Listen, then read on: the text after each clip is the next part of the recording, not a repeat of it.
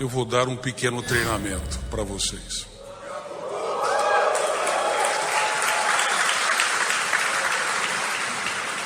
Não será sobre coach, há muitos coaches brilhantes, mas hoje há coach para tudo, até coach para deixar de ser coach. E tem pessoas mal resolvidas achando que coach trata de transtornos psíquicos e não trata. Coach desenvolve habilidades, transtornos emocionais, devem ser tratados por psiquiatras e psicólogos. A minha conferência ou meu treinamento não será sobre motivação, ela vai ser sobre divulgação científica. Se vocês saírem daqui confusos, acho que atingirei meu trabalho. A mente humana é extremamente complexa, muito mais complexa do que nós aprendemos nas universidades. Como psiquiatra e psicoterapeuta, eu fiz mais de 20.000 sessões e atendimentos, e durante todo o processo eu desenvolvi nos intervalos, durante a noite, nos feriados, nos finais de semana, uma nova teoria sobre a construção de pensamentos. Antes de publicar meu primeiro livro, eu vou para o meu 55º livro, 55 livros, eu escrevi 3.000 páginas sobre talvez uma das últimas fronteiras da ciência, como nós desenvolvemos o espetáculo dos pensamentos, como o nosso eu pode e deve gerenciar a nossa emoção, ser líder de si mesmo. Vocês são líderes de si mesmos? Quem sofre por antecipação aqui? Levante as mãos. Sejam honestos, estão no treinamento. Parabéns. Vocês, ao sofrerem por antecipação, pode ser ótimos para a sua empresa, ótimos para a sua família, mas são carrascos de si mesmos. Não pode dizer que são gestores da sua psique? Queridos amigos, por favor, abra um leque da sua mente para que você entenda minimamente quem você é e o que você pode fazer para ser uma pessoa mais feliz, relaxada, realizada e saudável numa sociedade altamente doente, estressante. Para vocês terem uma ideia, 1 em cada 2 pessoas tem ou deve desenvolver um transtorno psiquiátrico ao longo da sua história. Olhe para quem está do seu lado. Por favor, olhe. Se não for você, vai ser ele ou ela. E se você apontou os dedos, a tua situação é pior. Estamos falando em mais de 3 bilhões de seres humanos. Talvez nem 1% se trate. Seja porque o tratamento é caro, seja porque não há profissionais disponíveis, seja porque pessoas como eu fazem um desastre aqui na frente.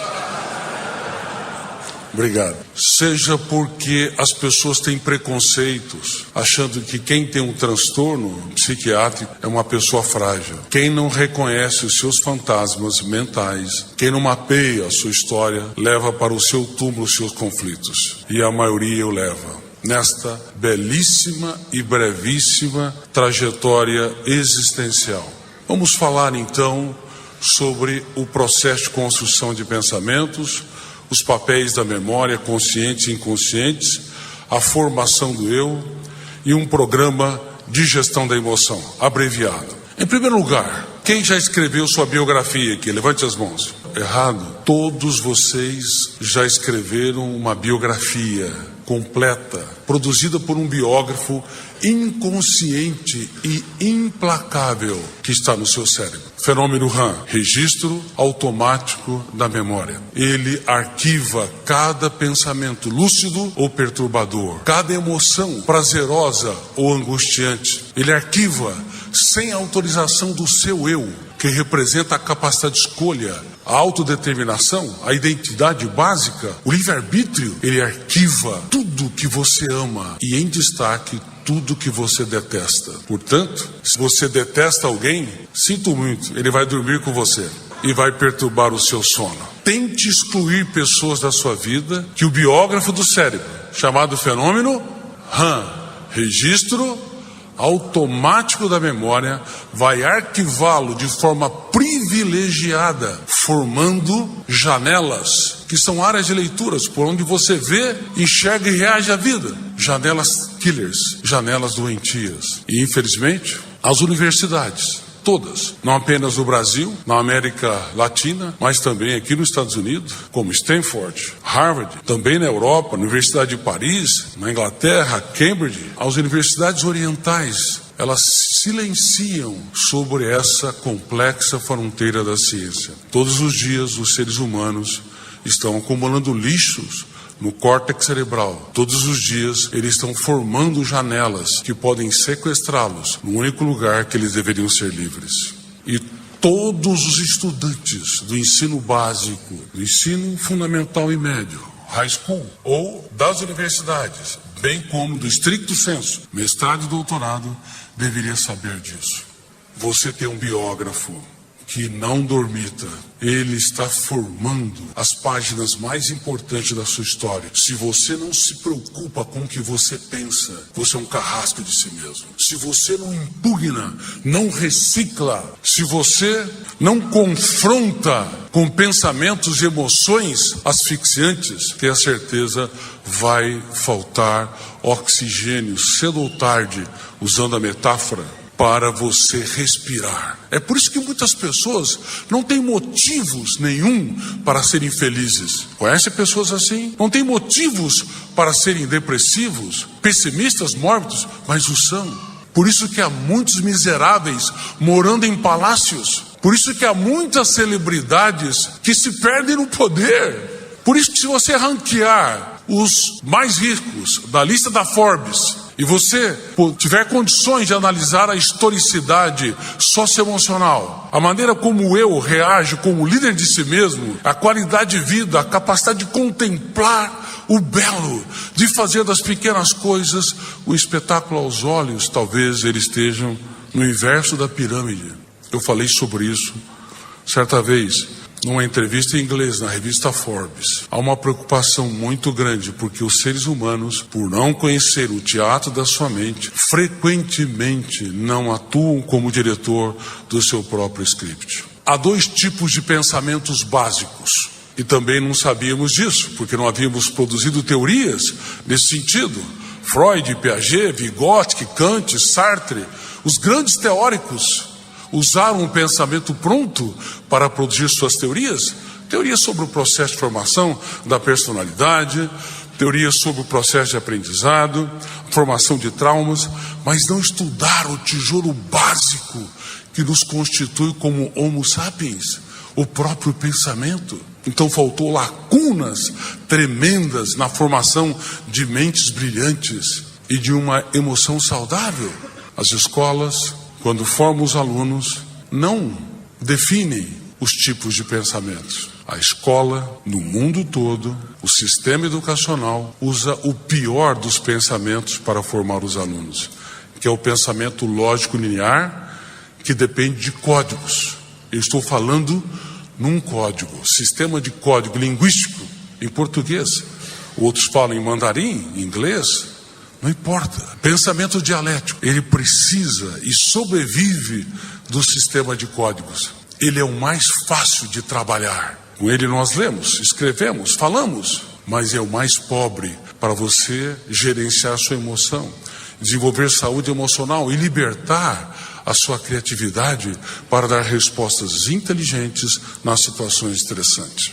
Para vocês entenderem, uma criança pergunta muito ou pouco antes de entrar na escola e depois de entrar na escola, com o passar do tempo, muito ou pouco, algo está errado, algo está errado. Tem sido um grito solitário evidenciando que o sistema educacional mundial está doente, formando pessoas doentes para uma sociedade doente. Os professores são notáveis, mas houve um erro histórico nos últimos séculos, quando a educação ela foi difundida e penetrou no tecido das sociedades. Você ensina matemática, química, física, biologia, você aprende essas matérias usando o pensamento dialético. Só que há um pensamento rebelde aos códigos, rebelde às convenções, que é a matriz mais sofisticada para o ser humano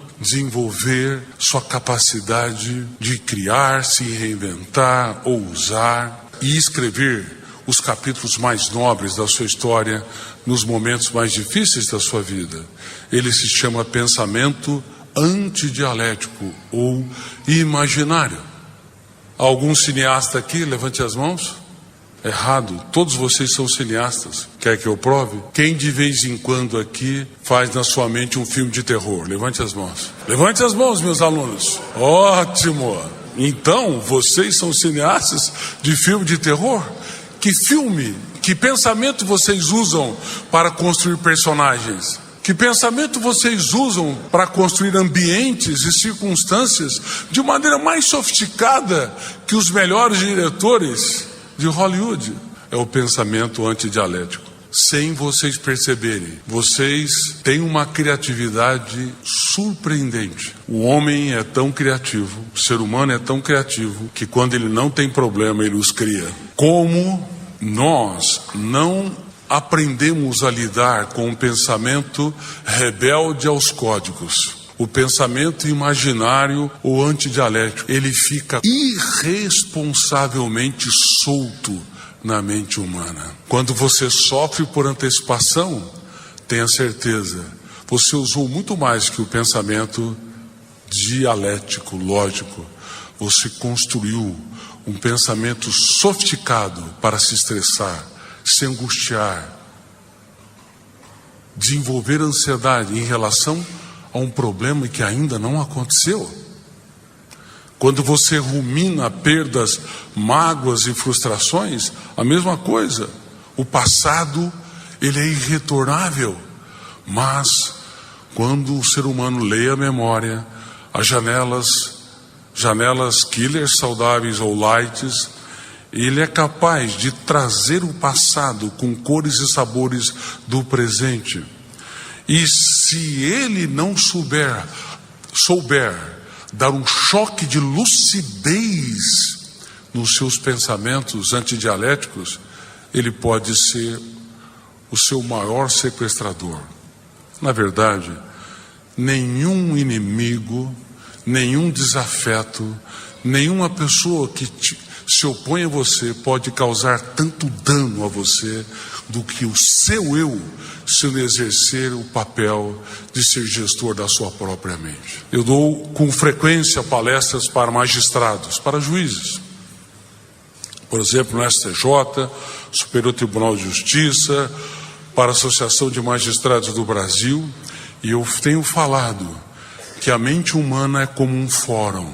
Nós precisamos, neste fórum, ter um excelente advogado de defesa. Se você não aprender a se defender, inclusive dar risadas da sua estupidez, de vez em quando, você é um algoz de si mesmo. Se você não aprender a abraçar mais e julgar menos, se você aumentar os níveis de exigência através do pensamento sofisticado que é o antidialético, tenha certeza, você vai asfixiar, traumatizar quem você ama. E se você não aprender a dar descontos para si, se você não aprender a namorar a vida, tenha certeza, você vai ter grande dificuldade de desenvolver saúde emocional. Mesmo que seja um cristão que lê todos os textos das Escrituras, mesmo que seja um budista, um brahmanista, mesmo que seja um ateu, o ser humano que não aprende a dar um choque de lucidez, que não aprende a ter um advogado de defesa, o eu lúcido, coerente, que intervém nas suas mazelas e misérias, ele vai ser um prisioneiro, mesmo vivendo em sociedades livres. Por isso que nós temos preconizado uma técnica chamada DCD, duvidar, criticar e determinar. A dúvida é o princípio da sabedoria na filosofia. Tudo que você crê te controla. Se o que você crê é doente e não duvidar, aquilo passa a se tornar uma masmorra. Duvide do controle dos seus medos. Duvide que você não consiga superar a sua impulsividade. Duvido que você não consiga impugnar o seu mau humor.